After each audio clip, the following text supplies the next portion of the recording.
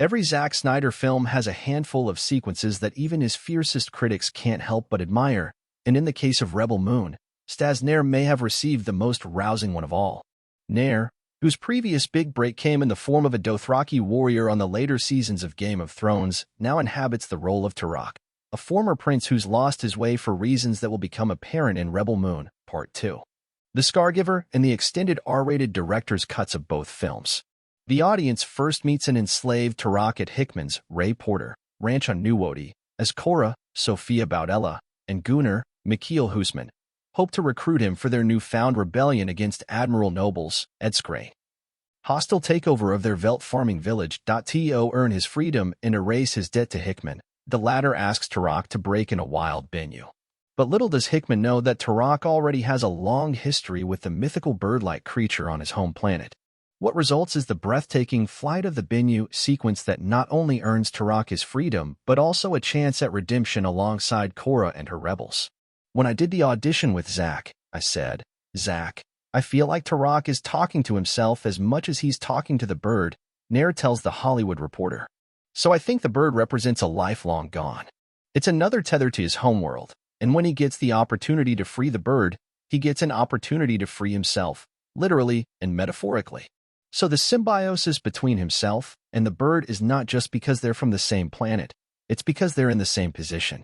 From Gerard Butler in 300 to Henry Cavill in Man of Steel, physical fitness has been a major component of Snyder's filmography, and so the Rebel Moon cast were required to follow suit. Fortunately, their grueling training sessions created a genuine bond, so much so that a major story point became a source of dread among the group. This is your second spoiler warning. Despite the efforts of Charlie Hunnam's Kai to help Cora and Gunnar assemble a team of rebels on behalf of Velt, the self-proclaimed opportunist was secretly serving them up to Noble's Motherworld forces a la Lando, Billy D. Williams, and DJ Benicio del Toro in the Star Wars franchise. However, Kai's betrayal would ultimately lead to his death, as Gunnar finally acted courageously when it mattered most. This inevitable loss of Kai and Hunnam by extension weighed on the cast to such a degree that they would joke about Kai having a twin brother in hopes of keeping Hunnam around. The team made jokes about the fact that in the extended cut, there may or may not be a line where Kai goes, "Well, if you think I'm handsome, you should see my twin brother," Nair says. So we forged this wonderful bond, collectively. I even had some of the actors come to my wedding. Charlie and I really got along very well. And so Kai's betrayal really did suck. I know everyone says, "Oh, the cast is amazing. I love them. They're the best. We really bonded," but I know it reflects in our behind the scenes and in the relationships that exist on screen. In Rebel Moon's first teaser trailer, there are shots of Turok at a royal funeral and screaming on a battlefield in full costume, and Nair confirms that these still unseen moments will be in Part 2, as opposed to Part 1's extended cut. Part 1 is one side of the coin, and I'm certain you're going to see those little snippets in Part 2, Nair says. As frustrating as it is, and as easy as it is to look at it myopically, this was Netflix's way of giving us two Snyder cuts by splitting it all in half. Part 1 is 1/4 of the whole. So all of those things will be explained and understood within the second part, especially the extended versions of both. That's hopefully going to give people a real insight into the rise and the fall of Turok and where he started and where he's ended up. Below, during a spoiler conversation with THR, Nair also discusses how he was nearly homeless when the Game of Thrones character of Kono came his way. Then he explains the perfectly valid reason for why he was licking a rock on Rebel Moon's New Wody ranch. Said he's Nair, pronounced a la Nair, or is it Nair? Nair, but to be fair, I called myself Nair for years. It was an element of wanting to anglicize my surname, and then I realized over the years that it was a hair removal cream. Laughs.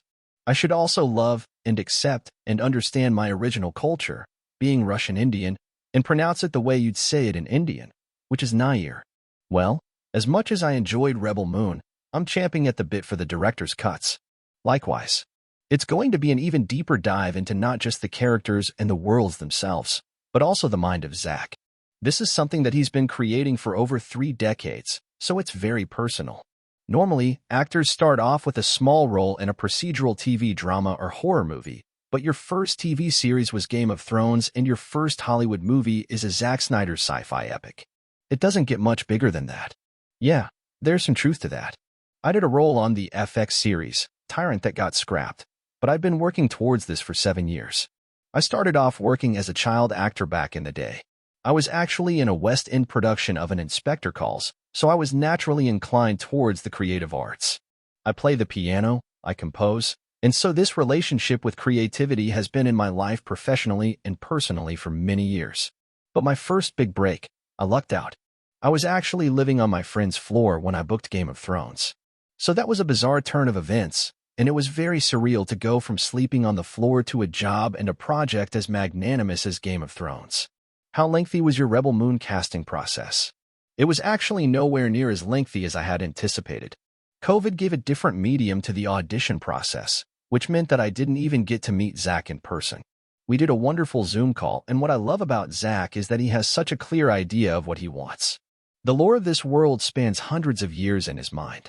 So he was so keen to talk, first and foremost, and to understand me a little bit, which was nice. We spent the first 10 minutes talking about life and the fact that I used to foster dogs, pit bulls, and how I thought there was a beautiful nod to this in the relationship with the Benyu.